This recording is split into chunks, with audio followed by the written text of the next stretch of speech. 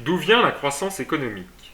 Depuis le XVIIIe siècle, la théorie économique cherche à analyser et à comprendre quelles sont les sources de la croissance économique. C'est ainsi que plusieurs origines de l'enrichissement des nations ont été successivement mises en évidence. Les facteurs de production, puis le progrès technique. La théorie économique récente a été complètement transformée par la prise en compte de ce dernier. Enfin, les institutions jouent également un rôle central dans l'apparition d'un régime de croissance durable. La croissance provient de l'augmentation des facteurs de production, à savoir le travail et le capital. La croissance correspond à l'augmentation durable de la production.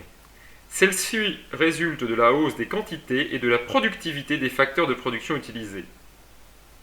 Les facteurs de production sont donc les ressources mises en œuvre pour produire. Logiquement, employer plus d'hommes, facteur travail, ou plus d'équipements, facteur capital, permet de produire plus. Le facteur travail regroupe le temps, l'énergie et les compétences propres à un actif qu'il va offrir sur le marché du travail. La quantité de travail présente dans une économie résulte de la population totale, à savoir si cette population est très importante, le nombre potentiel d'actifs l'est également, du taux d'emploi, c'est la proportion d'actifs occupant un emploi rapportée à la population en âge de travailler.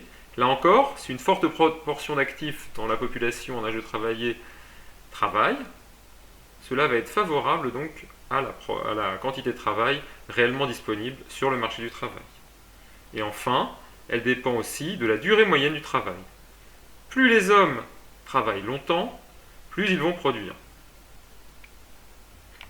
Toutefois, il faut aussi considérer la productivité du travail, à savoir son efficacité. On la calcule en faisant le rapport entre une quantité produite ou une valeur de la production et la quantité de travail nécessaire à sa réalisation. Par exemple, si l'on produit beaucoup avec peu d'hommes ou en peu d'heures, c'est le signe ou le signal d'une grande efficacité productive. Donc pour résumer, la quantité et la productivité du travail sont donc des sources de croissance importantes.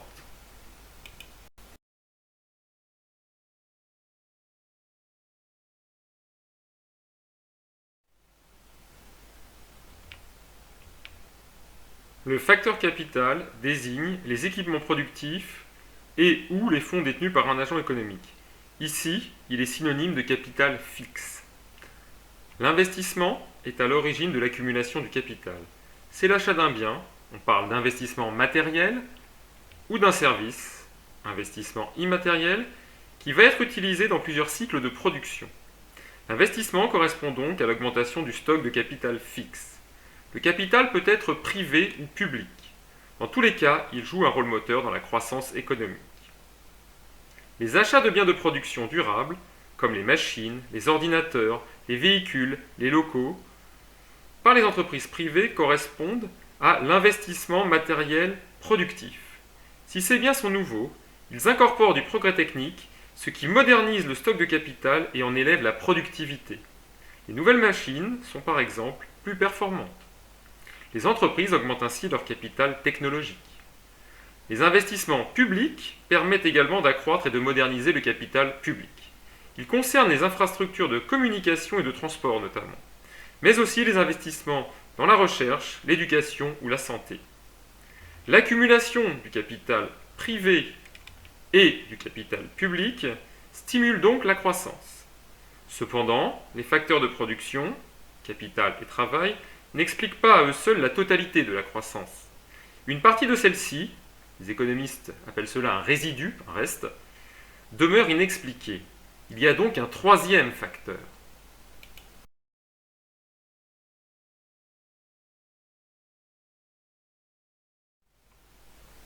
Le troisième facteur de production est le progrès technique. Donc la croissance provient également du progrès technique. Les économistes ont nommé ce troisième facteur productivité globale des facteurs.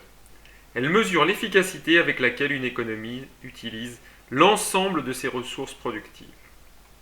On ne peut la mesurer que par déduction. Sa hausse correspond à la partie de la croissance qui n'est pas directement expliquée par la hausse des quantités de facteurs travail et capital. C'est donc un résidu.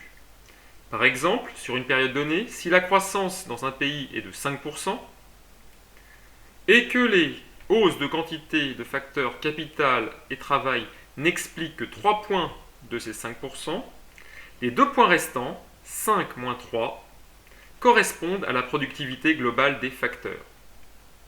La théorie économique l'interprète comme le résultat du progrès technique, soit l'ensemble des innovations affectant les processus de production ou les produits.